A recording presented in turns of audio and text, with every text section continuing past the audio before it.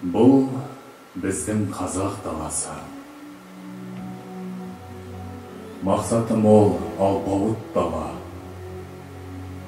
Талай тұлғаны жер бесікте талпындырып, тал бесікте тербеткен кең дала. Жай дала емес, ұлы дала деуге болады. Өйткені біз осы уақытқа дейін өз ұлтымызды, өз арман мұратымызды меншіктеп, әлдилеп келе жатырған халықпыз.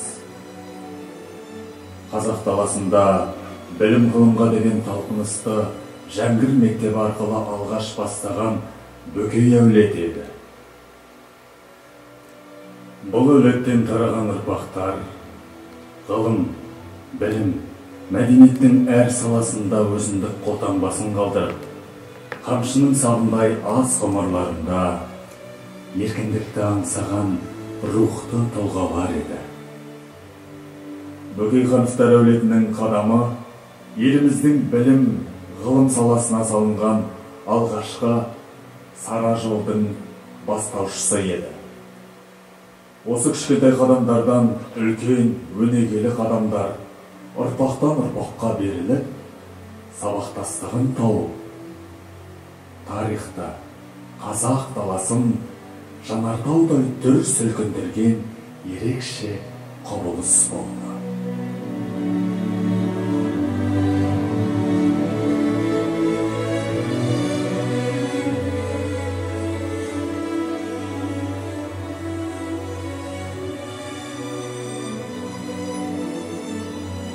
Мен тәуелсіз қазақ елінің рухани жаңғырған ұлы даланың тарихи жылнамасын жасағым келеді. Қазақ тарихында ашылмаған ақтаңдақ, жарияланбаған құпия, танылмаған тұлға көп. Қамшының сабындай қысқа ғұмырын халқының білімді, зиялы болуына арнаған Жәңгір хан Бөкеев тарихтан өз бағасын әлі толық алмады.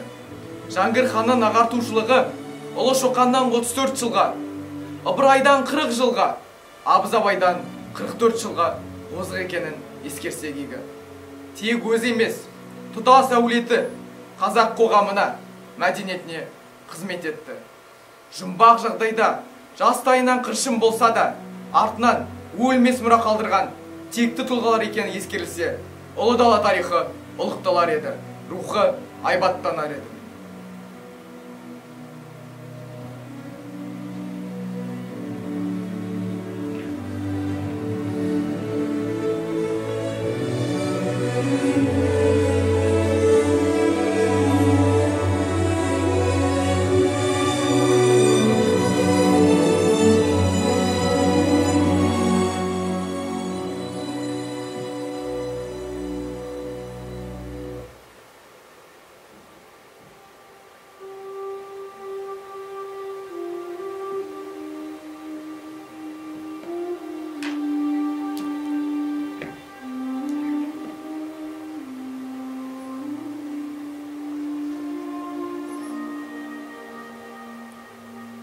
Елдікті ойлаған әйгілі Әбілқайырдың немересі ретінде мен де қазағымның алпауыттар аранына жұтылмауын ойладым. Сонау 1801 жылы Ресей патшасынан рұқсат алып, артыма елді ертіп, хандық құрдым. Сондағы мұратым аз ғана болса, жетегіме ерген қазағымды ұлт ретінде сақтап қалу еді. Менің мұратым жеке бастың емес, ұрпағымның тәуелсіздігі еді. Ұрпағымның ұлық патша әулетімен тең түрде тұлға болу еді.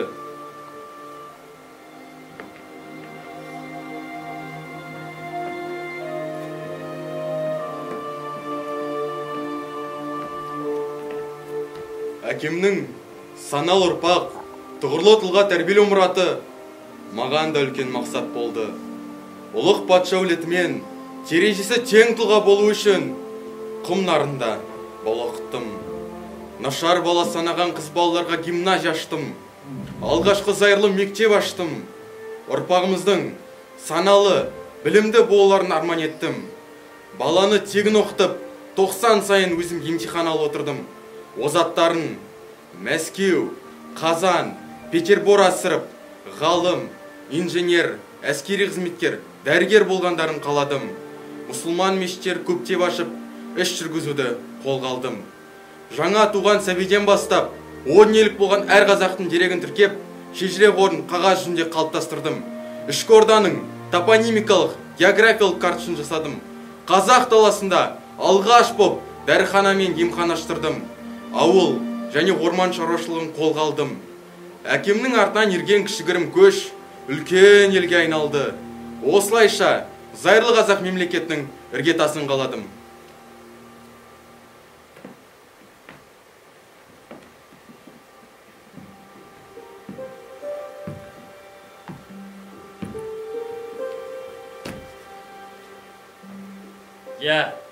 Әкем тек өз ұлдарын емес, елдің ертеңі болар жастарын білімді болуын қалады. Қазақ тарихынан ойып орналған тұлғалардың көбі сол ұлдарынан шыққан.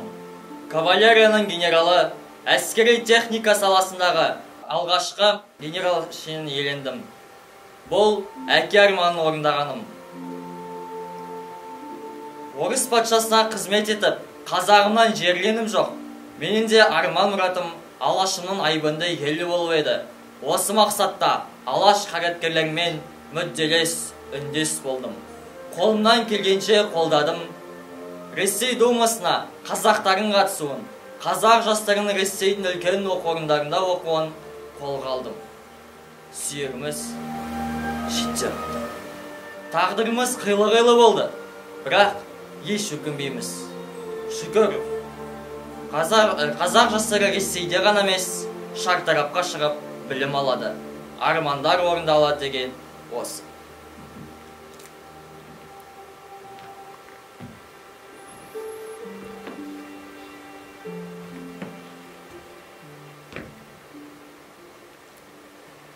Ағаларым елдікті ойлап, саяси қоғамдық жұмыстармен айналысса, мен руханият, өнерге ден қойдым.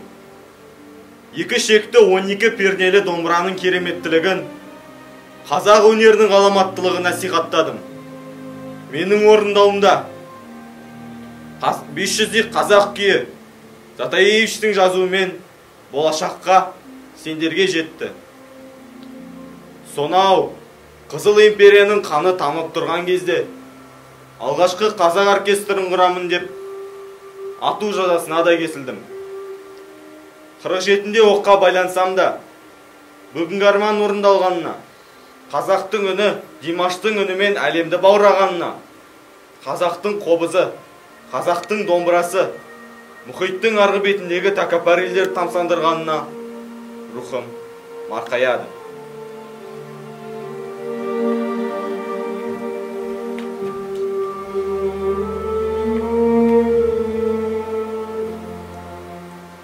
Бір әкеден 8 ұл 4 қыз едік. Әкем жәңгір Еуропаша білім беріп, жан-жақты тәрбие берді.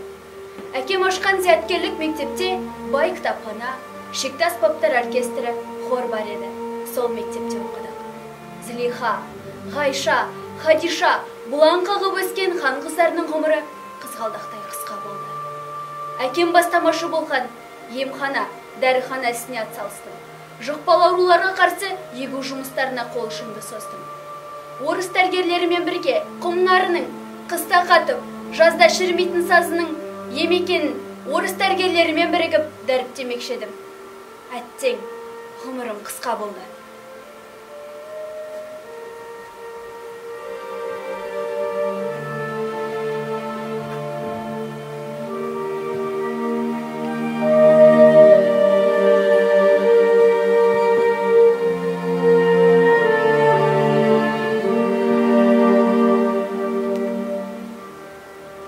Асқақ, мемлекетшіл, ұлт жанды адам ғана, ұлтым деген өлең ғана, сол тарихты түгендеп, ұлт өркениетіне, қазақ қоғамына қызмет жасаған қайраткерлердің есімін ұлықтап үлгетеді.